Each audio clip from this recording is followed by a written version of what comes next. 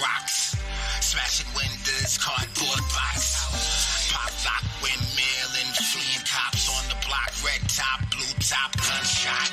Pour the 40, like the candles. Here we naughty, by nature. Cement pavement, was the grass, no trees, no breeze, just a fresh pair. Sound bump out the trunk, pockets full of lint.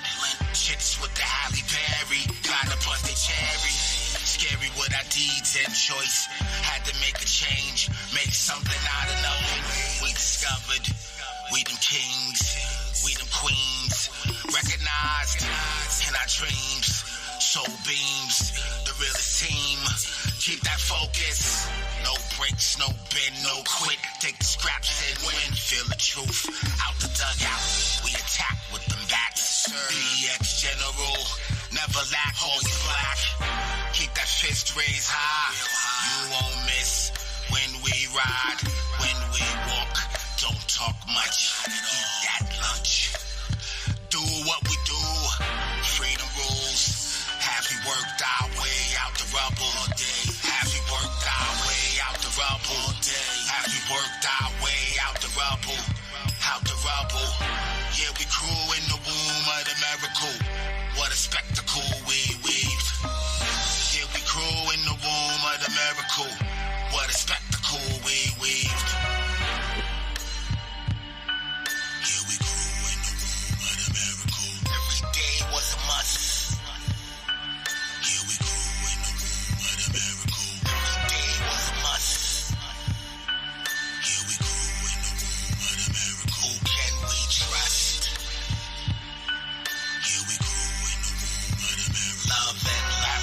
our way out the rubble? Have we worked our way out the rubble? Have we worked our way out the rubble? Have we worked our way out the rubble? Have we worked our way out the rubble? Have we worked our way out the rubble? Have we worked our way out the rubble? Have we worked our way out the rubble?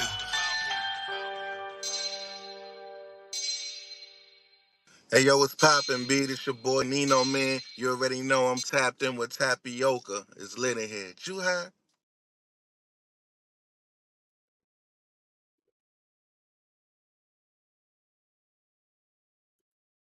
All right. It's your boy,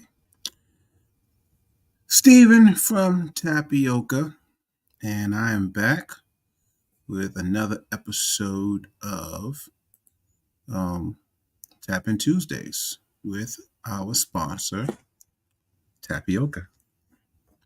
All right. So we have three subjects that we're going to talk about today. The first subject will be Spotify accuses Apple of not being fair. Second topic will be about 1,000 fans. And then the third topic today will be a clip from an interview that I did earlier this week with Nino Man, straight out of Harlem. A great interview, if you ask me. But let me see. Waiting for my co-host to come on here, but don't see them or whatever. It's okay. So I hope everybody had a great week. If you're not familiar with Tap In Tuesdays, it is a show talking about the music industry. We started talking about like a lot of the shakeups that have been happening, with so many record labels closing and merging and such.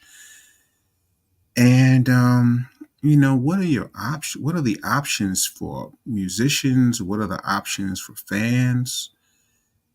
So that's what we've been talking about for the last couple of weeks here. And been getting a lot of good responses from people. I love it. People sending me questions, giving them the best advice that I can give them. Why would you want to write me? Okay, so one of the reasons you would probably want to write me is because I used to be a recording artist in the 90s. And even though the 90s is so far away from where we are in 2024, not a lot has changed. So unlike some people, I actually have experience. It's not like music experience from somebody that didn't have a record out, or somebody that didn't do shows. Like I did shows, I produced records, I performed on records, I sold records, I lost money on records. Um, so I'm not like a super successful musician. I was a rapper in the '90s, and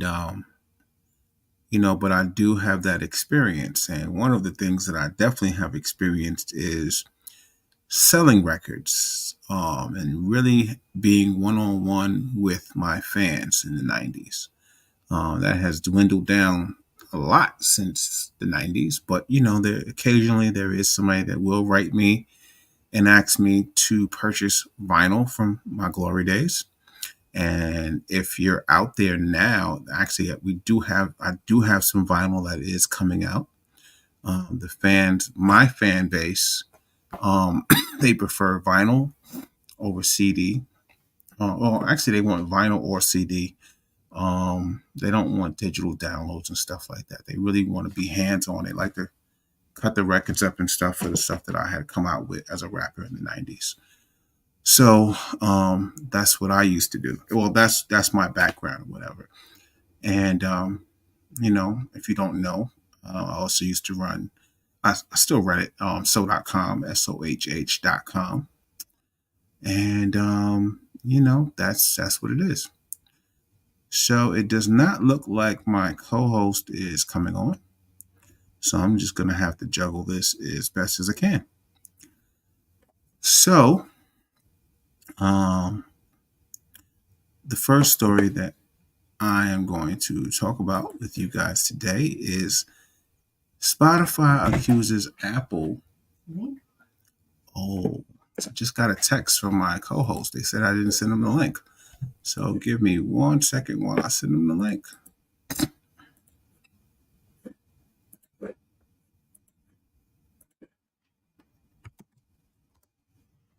All right, there they go. They should be in there any minute. Hmm.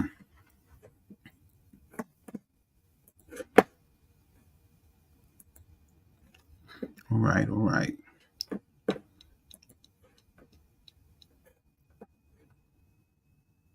All right, let's see. Let me just change this layout. Let me get here.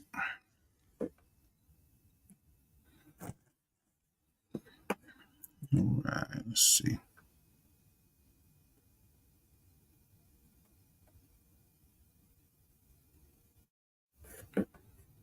All right, here is my co-host.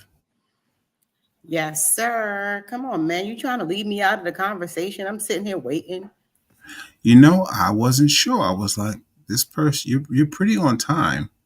So I wasn't sure if something was wrong or anything like that, because you never know. I finally get on tap in Tuesdays. You trying to leave me out the conversation? I'm here. I got you. I got you. All right. Now you're here and you're in the viewpoint or whatever. And yeah, everybody can see you. So let's see. So as I was explaining to everybody, first I was explaining to everybody a little bit about myself and why I do this. I'm not sure if you would like to do the same. Yeah, of course. I always like to talk about what we do. So, as you can see, the name Big Fee, if you know, you know. But yeah, I am. Oh, you don't need to put that up there. I'm Felicia Palmer. Been rocking with Steve since '94 when we started SOHH, and got some new exciting stuff going on. I think if there's anyone that can say that we've seen it and been there and witnessed it and participated in it and created it and broke the ground, like we the ones. I am she and he is him. So yeah, so like I think that we've got a lot to say about what the next evolution is going to look like, and I think that that's why we are doing what we do right now. Mm-hmm. Super excited to do Tap In Tuesdays and really kind of bring forth these new perspectives, kind of more on business as opposed to chasing as opposed to chasing the news cycle like we used to do. I think that thing is it's too much people out there having something to say about anything without any authority, So that's kind of like played or whatever. But certainly, I think that there is a lot of room for what we're doing now, which is talking to artists from a perspective of a media publisher, a perspective of an artist, perspective of someone with expertise in music, media, and technology over the last 30 years. So yeah, we got a lot to say here. So what's the agenda today, Steve? All right. So our first topic today is going to be Spotify accuses Apple of not being fair. Uh, as they say, that is the pot calling the kettle black, of course. Exactly. And I'm going to see if I can add this video to our stage really quickly. Okay. Yeah, you told me about this, and I was taking a look at this before. Um, let's see what these guys have to say. They've created this whole lobbying page about how Apple is playing unfair, and it's just like, wow. Did Right. So, anybody check this? Did anybody check this against the public relations department to kind of see how people would perceive this? I mean, this is like you guys are like the last ones talking about people being fair. yes, definitely. When you point one finger, three are pointing back at you. Let's click. Let's click play and see what these guys are talking about. We love all things audio, and we know you do too. That's why we love that Spotify is available on a number of devices, giving our fans lots of ways to listen. We also know that millions of people love Apple's platform. In fact, so do we. However, we don't love it when Apple comes between you and the things you love to listen to. Hold up. Put a pause on that. Hold on. We gonna just break this down little by little bit. So they said we don't love it that Apple comes between you and the things that you love. Is that what they said? We just go back 20 seconds. That's what she said. Hold on 1 second. I don't want to misquote the thing. I'm gonna put the closed captions up. Yeah. Go back just 10 seconds, will you? Because I just really want to. I don't want to misquote her. If you were to upgrade to premium in our app through the App Store, listen to. She said something about we don't love it when Apple comes between you and the things you love to listen to. Okay, there we go. However, we don't love it when Apple comes between you and the things you love to listen to. Okay. All right.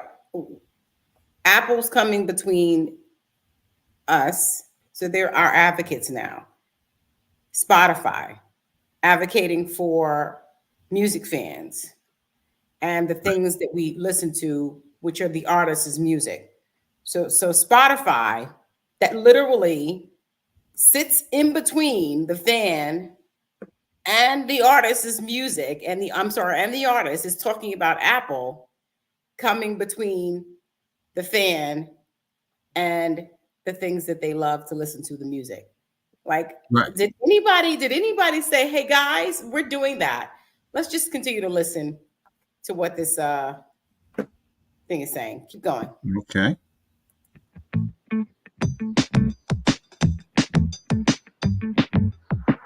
If you were to upgrade to premium in our app through the App Store, we'd have to give Apple a whopping 30% of your subscription fee.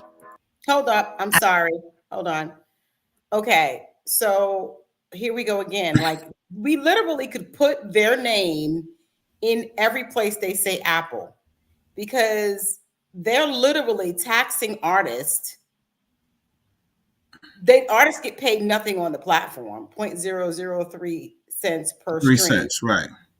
0.003, less than a penny. Correct. And in terms of coming between the artist and the fan, there's no way that artists on Spotify have a direct connection with their fan. Spotify literally sits in between the artist and fan. On one hand, they charge the artist to reach their fans through, these new campaigns that they came out with, this new thing with campaigns, and pretty much they're the official marketing channels that Spotify is offering now that artists have to Correct. pay for, right? Well, I want you to show that at some point. Not right now, but then the fan has to pay to reach the artist too. You know, you pay $14.99, and God forbid if I don't know if that's the current price because it's always changing, and I just can't keep up with it. God forbid if you don't have a Spotify account and you're trying to be free, they will let you listen to everything but what you want to listen to. But at the end of the day, there is no connection. An artist can't actually directly connect with their fan without being taxed. They Right. have to actually pay a fee. Right.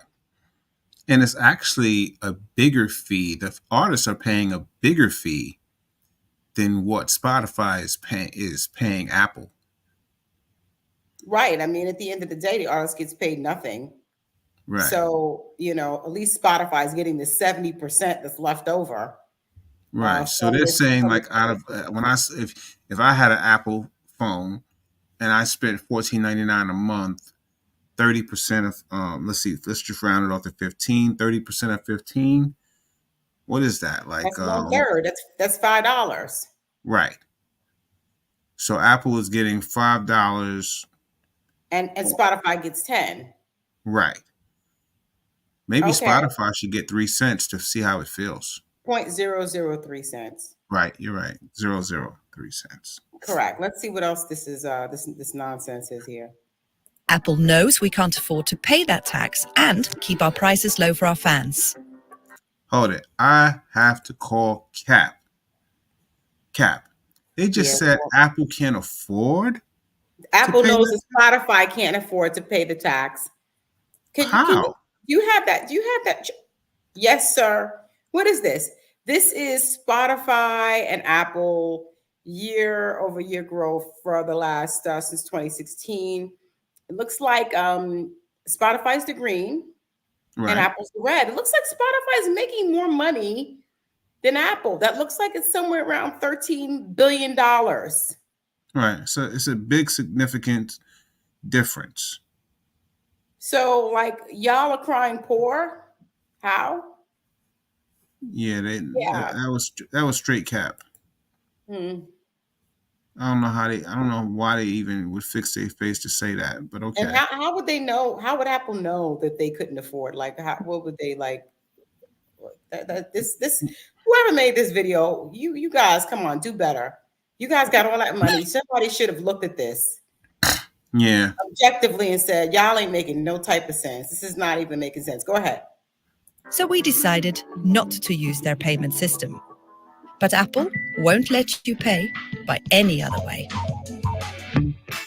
Because Apple is both owner of the App Store and Spotify's competitor, they set themselves up to be referee and player in the world of audio streaming. They've been using this power to give themselves an unfair advantage that harms fans like you and companies like us. Apple regularly moves the... So, how much did Spotify make last year? What was that? I think it's about 13 billion in revenues. So they're saying that Apple is the referee and the player. $3.66 billion as of March 2024. That's how much they've made already the first quarter? Yeah. If I'm not reading this, I might be reading the chart wrong because the chart is for last year, for the last several years. I don't know what I just know that it looked like it's about 13 billion, the last number that's up there. The point of the matter is what? Well, she just said something that was kind of weird. Hold on, let me just bring that back and make sure I heard it right. Like you and companies like us. Apple regularly moves the goalposts and changes the rules of what we can and cannot do.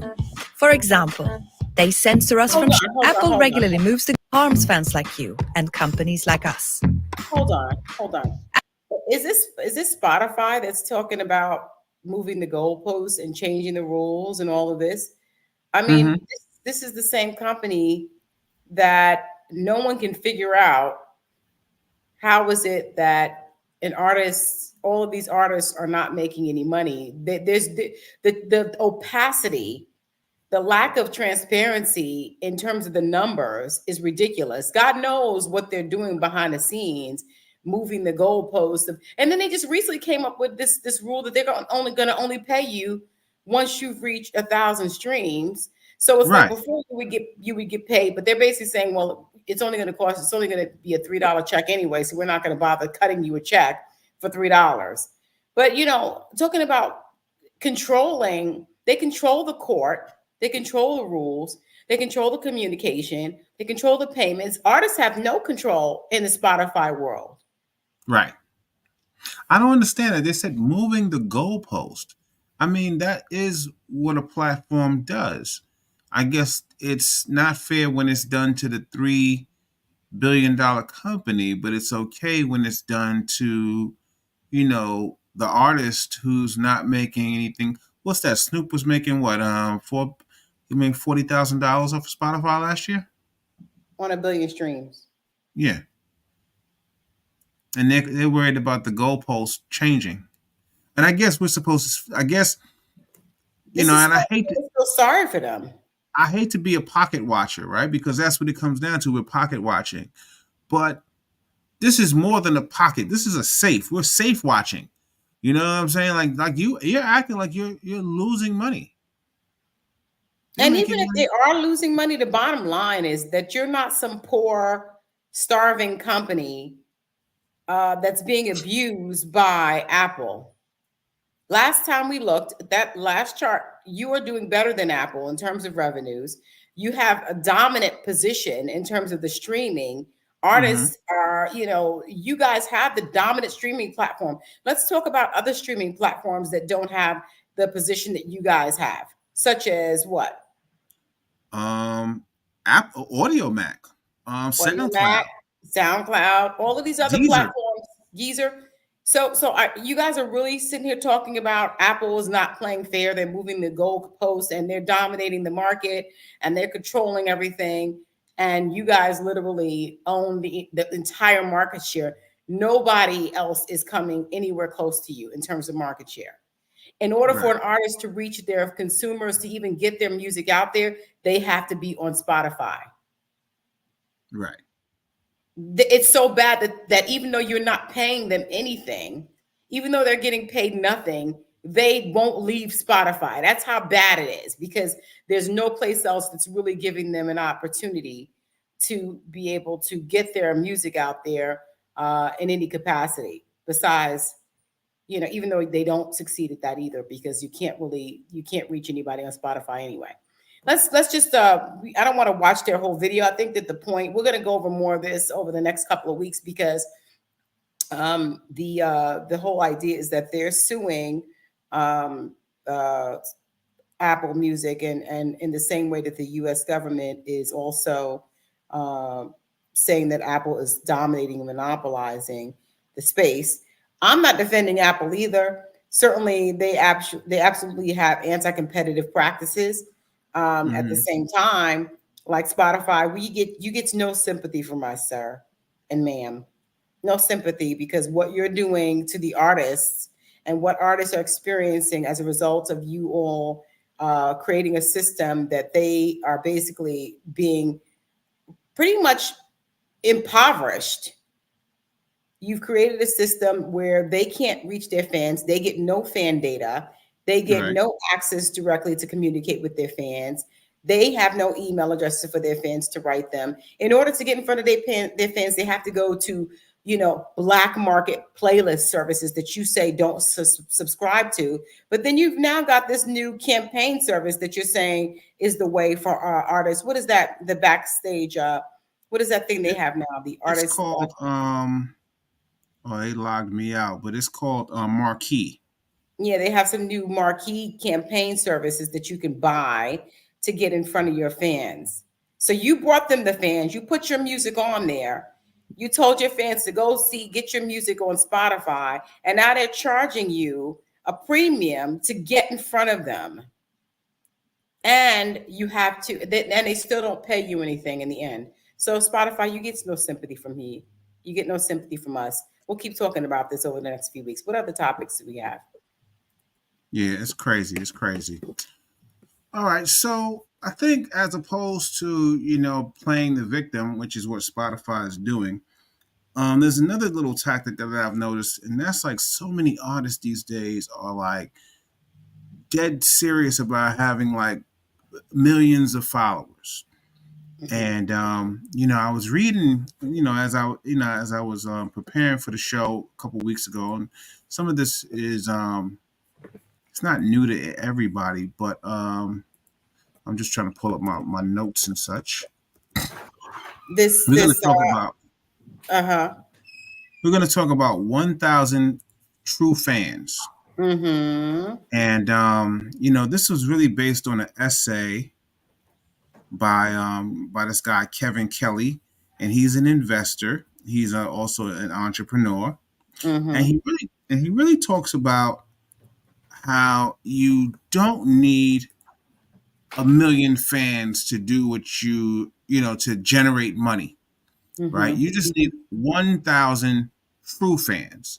And he talks about meeting these two criterias. And the first one is having a fan that is willing to spend $100 on you every year. And the second criteria is to have a direct relationship with your artist. And guess Mhm. what, ladies and gentlemen? That's what we are doing now in 2024. Everybody's talking about it, right? Having a Mhm.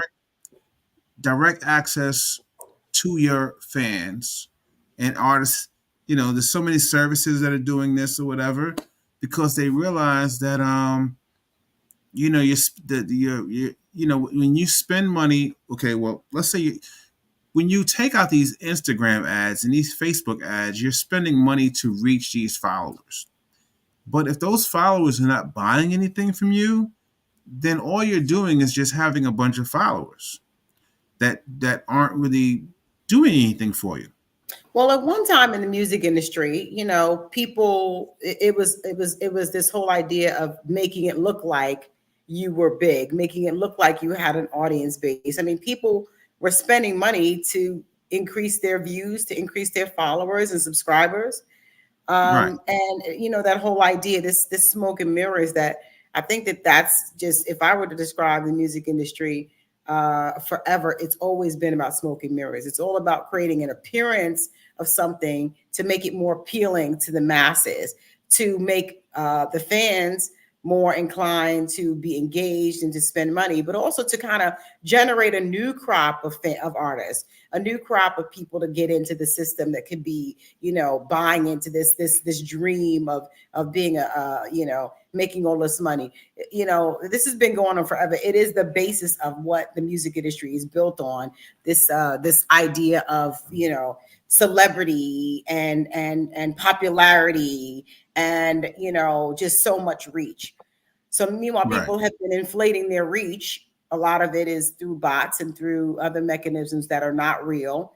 But even if you do have 10 million followers, how many of those followers are actually going to translate into people who are going to make an investment in you, who are right, going to spend money on you?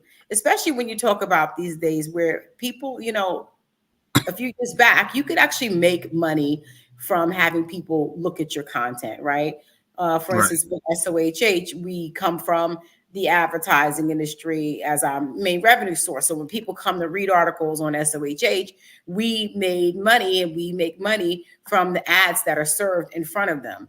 So it did at one point make sense to have a lot of people coming, even if they weren't buying anything. As a matter of fact, we didn't care if anybody bought anything because we were monetizing your eyeballs. right, We were monetizing your eyeballs.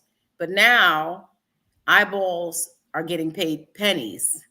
Your eyeballs no longer matter as much because everybody's got access to your eyeballs, right? right, So they don't pay as much for your eyeballs anymore. But so it's created this situation where it's like, okay, well, who exactly is going to buy my product? Like, it really comes down to really what it's all about anyway. It's about a transaction. It's about value for value. You give me something and I'm going to give you something in return. And that's what it's really all about. So this idea of monetizing your attention, is really fallen to the wayside. And we're back to the, you sell me a product and I buy it and I get value out of what you sold me. Correct. I think that there's a saying, work smarter, not harder.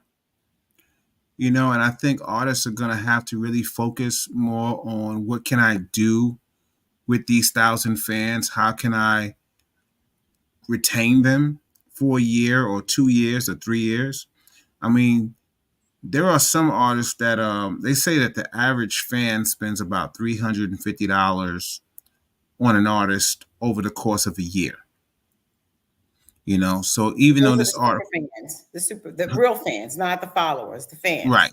So you have So what's that look followers. like? That's like, okay, go ahead. You have your followers, you have your fans, and then you have your super fans. And your super fans are the ones, they travel to see you. They buy pretty much everything that you put out. So like if you put out a CD, they'll buy it. If you put out a vinyl, they'll buy it. And you can kind of see the super fans and people that like Beyonce, people that like SZA, people that like Kendrick Lamar, people that used to like Drake. But um, those are the people that really, really support you in your artistry. But they're, to reach 1 million people, having 1 million people follow you doesn't mean anything. I mean, if you think about it, you got to spend money in order to get access your followers on social media, right? It's not like that's not like when you make a post, your post goes to every single one of your fans, every single one of your followers. Your post only goes to a small percentage of your followers, and if you spend the money, then it will open up and reach more of the people that are following you, or the people that might like you because you're in that algorithm. Yeah, well, that social media thing just brings us to the point. The other point of the matter is just that how technology companies have really just continued, whether that be Spotify, Apple Music, Instagram, Google, they've all done a number on real content creators, on real companies, real people who are producing real product. And they've convinced our customers and our fans that they have something to offer, and they've offered them great value in the form of free services, free products. Google products are all free. You use them. And I think they said if you're not paying for the product, then you are the product. So they've essentially offered a lot of free services that fans have adopted. They made it convenient for you guys to get everything that you need so free and easy. Then put themselves in a position where they're the brokers.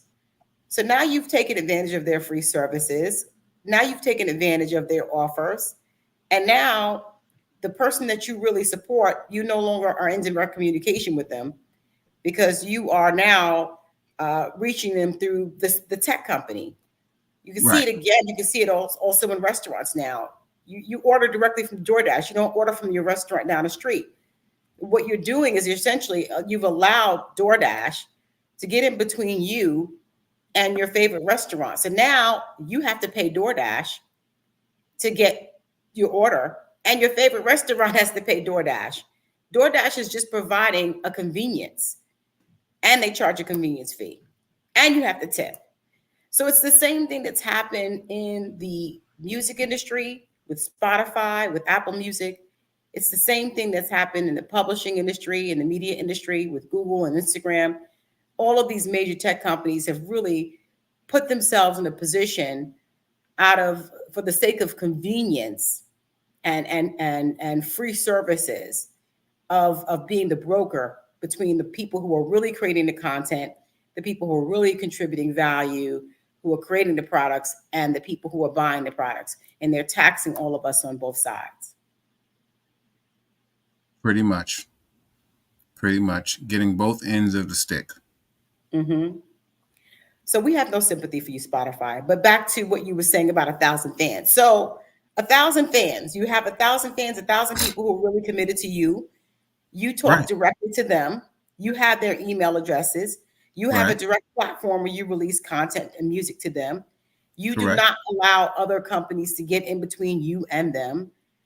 You are essentially, creating a closed system between you Right. and your fans. You create content for them. You don't care whether it's popular or whether other people like it. You're creating content that they want, and they receive that content, and they want that content, and ultimately they're going to buy that content. And that's the way to be successful. And we're seeing a lot of artists doing it. These Oh days, a yeah. lot of artists have decided to get off the daggone train, the Spotify fake train, and are going direct to their fans. Now they're selling CDs. I was just looking at Megan Thee Stallion. She sent out a release today of she's got a new single coming out called Boa. I don't know what her fascination is with snakes, but she's got a single, and she's releasing that single on a CD, Okay. a single CD for $5.49. Now, most people don't have CD players, but I get the idea. She's trying to sell something because Spotify is absolutely not going to pay her $5.49 to listen for that CD single, to have that single. Right. Well, Uh, that definitely was a.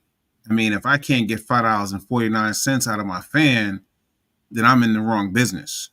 right. And I Well, think it's a you've said single something. though, so it's a single. So I mean, I can understand it's $5. It's not like it's an album or EP. So it's a single, and so you see big artists now deciding. I know that CDs are obsolete, but I have to sell a product. So she's selling her single. She's selling posters. She's selling T-shirts. These are the things that were kind of relegated to independent artists. For years, you never saw big artists selling merch. And now Well, there's you did see the major artists. I mean, Michael major. Jackson, Prince, but Well, like yeah. it I just mean, you go to seems their that concert, and it was part of the, yeah. right. It seems that the merch is now becoming before the music. Mm-hmm. So the music industry really isn't the music industry anymore. It's the merchandise industry featuring music. Mm-hmm. Mm-hmm. And sometimes the music isn't even that good. Right. So, And they're selling everything but music, right? So, right. they're working every day. You're seeing them tour every moment. They're at every festival because they're trying to make money because they're not making money from streaming. And you are seeing a lot more releases of merch, but the merch is obsolete. So CD player, nobody has one. They don't have them in cars anymore. I mean, it's a good gesture to have I guess a token, but to have it to do what with it? To put it on your wall? What are you going to do with the CD? So that's I don't know. We're talking Right. about 1,000 fans. The point is, we'll talk more about this later, but it's about really focusing on who your base is. Stick to your base, build up your base, stay Right. connected to your base. Don't let anybody get in between you and your base. Have your data for your Hmm. base, and that's the way to win in I 2024. think, I was talking, and I'm going to segue into our last piece, which is with Nino Man. I did an interview with him, and there was a few things that he had talked about that he wished he had known prior to getting signed. And I guess this is one of those things that you wish you had known before getting into the music industry was that, at this point you're getting 0.003 per stream. I don't think many people would have, if people had known that, I don't think many people would be artists today, you Yeah, know. And I don't think many people would be content producers. I don't know too many people that don't produce content in some shape or form. If you're not producing the content, you're editing the content, or yeah, you're content. Somewhere you are content. right. And they really don't still don't know. I mean, the information is getting out there that it's all smoke and mirrors. That this is it's like a bubble that's bursting, in the sense that it didn't exist. This it never existed. Bill Stephanie, who is a music veteran, talks about how after Napster, which was the piracy, piracy giant in the 2000s, after Napster, streaming came about, And it really was never a viable revenue stream for artists. And here we are today with the same problem. There is no viable revenue stream in the music Mm-hmm. industry for artists to make music besides touring, besides performing, and they want a piece of that too. The record labels. So artists are really in a bad position. So let's get into our sponsor and let's get into the Nino Man interview, All right. So let's get into our sponsor. which is Tapioca. It's Tap In Tuesday, so you know we're doing Tapioca. And Tapioca, we talk about these issues because we know that this is the future of music distribution, and we're excited to be a part of it. Here we go. We created technology that gives artists the freedom to release their music exclusively to their fans and keep 100% of the sales revenue with a simple tap. Independent artists take 100% of the risk and deserve 100% of the revenue. Streaming service payouts are pennies. Touring is taxing, and merch drops are a hit or miss. Tap into the next innovation in music distribution. Text more info to @Tapioca Music on Instagram. All right. And you got an interview with Nino Man. Get it started. I mean, we like to interview up and coming artists. That's one of the things that we didn't get to do a lot with SOHH. Unfortunately, for the views, we got caught up in the same thing as everyone else. For the views, we had to only cover the artists that people were going to be attracted to and who were going to get us the hits. But we're excited about the opportunity with Tapioca on Tap In Tuesdays to bring you some artists that are up and coming. Nino Man's been around for a while, so many of you have probably already heard of him. So we'll get into the interview. He talks about his new project coming out and what he wish he'd known before that he knows now. All right, so let's get into it. What's up? This is Steve from So.com, and this is a special So.com Tap In Tuesdays with Nino Man. Yo, what's the vibes, B? We chilling out here. We chilling, yo, and it's the day before your album comes out, 30 Linux. So my first question is, why the title 30 Linux? 30 Linux, because that's the building that I was raised in. You feel me? Like, this where it all started for real. All the hunger, you know what I mean? And I feel like a lot of people like pay attention to like different places in Harlem. So I just really wanted to highlight my building coming up, downtown, and then I could motivate the people that's in that building or in that area to get the same grind going on, let them know that this could happen to you too, you know what I mean? Like, so I wanted to really show my upbringing and shed that light on my building, 30 Lenox Avenue. Right now, I do need to just give my sponsor a little shout out or whatever. So, of course, this episode is brought to you by our sponsor, Tapioca, the future of music distribution. If you're an artist doing shows and you're looking to release your music directly to fans, check out Tapioca for a free trial. We created technology that gives artists the freedom to release their music exclusively to their fans and keep 100% of the sales revenue with a simple tap. Independent artists take 100% of the risk and deserve 100% of the revenue. Streaming service payouts are pennies. Touring is taxing, and merch drops are a hit or miss.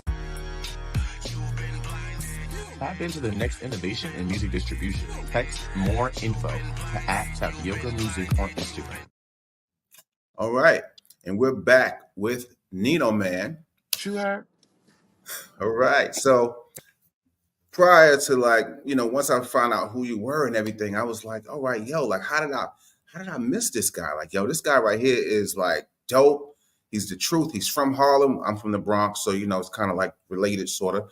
Yeah.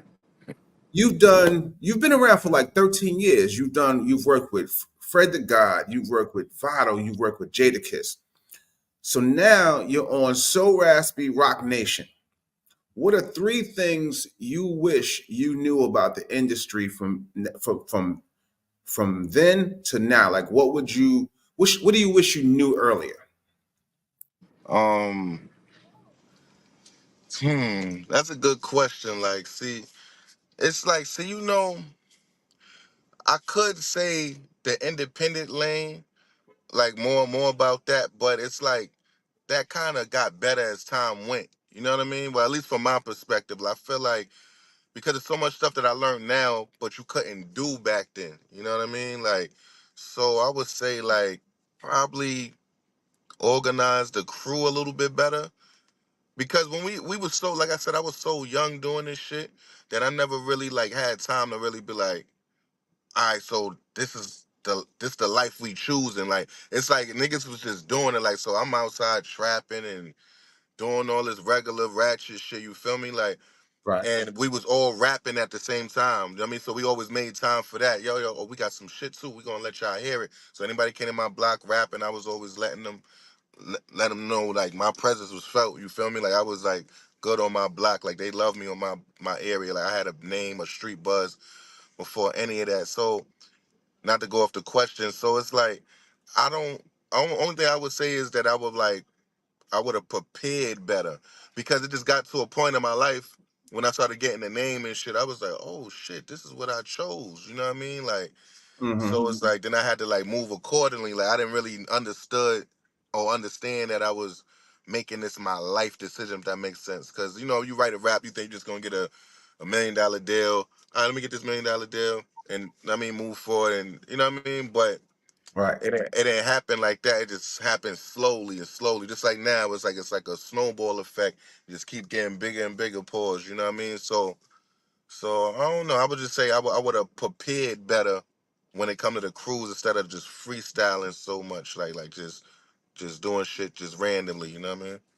So it sounds like you're talking about like just getting your team together, like your PR, like your publicist and your manager, getting the Yeah. right team together. Yeah, like the roles for everybody, so everybody know what they doing. So when we got in, like it's no confusion. You know what I mean? Because doing stuff so randomly, it just makes it's people just around for nothing sometimes, and it just I mean, so that's what I would take from it. Just what I know now, just moving real militant. You know what I mean? Like when it comes to the music, like just all right, you doing this for sure. You doing this, you doing that. You know what I mean? We just move like that from when we was younger. But we were just like, we all rap. We just gonna do us. And it's like whatever come our way, we just make the best of it. You know what I mean? Like, so Right. that's one thing that I would really like focus on. Just, I mean, I would have focused on like just getting everything in order, like knowing it was gonna happen. You know what I mean? Right. Like Right. that's Right. not too far off. You know what I mean? And what about shows and stuff like that? Like, would you have done things differently as far as getting shows? Like, because now when you perform, you don't really, you get paid for the show, but like, what about like merch and stuff like that? Any tips on that? Well, back then or now? Now, like, from what you know now to what you could have been doing back then. Oh yeah, I would have definitely had like merch back then, cause everything, it's like when you, I would have learned how to roll out more, like like you see how the project is. I'm doing this interview, I gotta make this appearance, do this show, and you know what I mean. So dropping this video, dropping this song, like everything is like planned out. And it seemed like it's complicated, but when you really just ahead of your game and just organize, it is a little bit easier, but you just gotta just stop and curve everything else. Like this is what's going on. Make sure your team, everybody on the right page and everything is right. You know what I mean? So I would say like I would have definitely had merch back then. I would have definitely I mean, I used to have merch though, but back Okay. back then I didn't. You know what I mean? Like I would just had it more organized. That's the best way I could put it. Like just more organized instead of just being like, oh, we're gonna do this tomorrow. Or, oh, come on, let's scramble and make it happen now. You know what I mean? It was a lot of that going on instead of like, yo, this is going on in 3 months. We're gonna pick this date and we're gonna do everything we gotta do to get this rollout going on, get these interviews. We're gonna make sure this show is right. We're gonna make sure this is good. You know what I mean? Like shit like that. I would have just been way more prepared and organized. But for the merch, the shows, I've been doing shows even like when I was on the come up, even paying to even get on the stage and shit like that. You know what I mean? Like so I've Right. always been in that bag. Like so yeah, like I would have just prepared more. Mhm. All right. And then, like, let me just throw another one out at you. What about contracts? What do you know now about contracts that you wish you knew then? Entertainment lawyer. you know, you always gotta have a entertainment lawyer unless you just really that smart with it. Like, and I don't even think it's like I don't even want to say smart because a real smart person could still read it and don't really comprehend the right way because it's the way it's written out. It's written so certain lawyers could understand it. You know what I mean? Like, so that's how they get their bread and butter, and it's still like that to this day. They could make stuff so much more simpler. You know what I mean? If they could use big words and everything, but it's just the way they just word everything, and they just section it off and tell you to look at the page 3 from page 1, sector A and shit like that. So it's like, oh, the contracts. I one of those joints from back then, though. You know what I mean? Because I feel like back then they used to give you this super big budget and everything. But I'm appreciative what I got. Don't get it fucked up. They definitely treat me good. Shout out to EQ, the whole team, and everything. So, you know what I mean? But besides that, yeah, like entertainment lawyer, number one. You gotta have an entertainment lawyer. Don't be shy to pay that bread, especially when you getting the bread back. You know what I mean? Like when you got advance and shit. You know what I mean? So I'm paid for itself. Okay, okay. Well, I'm going to wrap this interview, and I want to thank you for your time. Thank you for coming to So.com special edition of Tap In Tuesdays. Is there anything that you want to say just to end this out? I mean, thanks for having me. You know, I appreciate y'all. I'm a nigga from the bottom. I work my way up, if you know my life story and all that. So if you tapped in, make sure y'all tune in. The project drop May 3rd. You know what I mean? It's called 30 Linux Ave.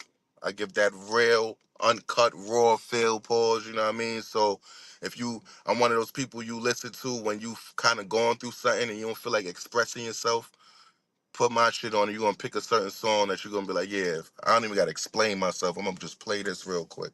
So I'm your guy, Nino Man. Wow. All right. Salute. Appreciate you, my guy. Appreciate y'all for having me, for real. All right.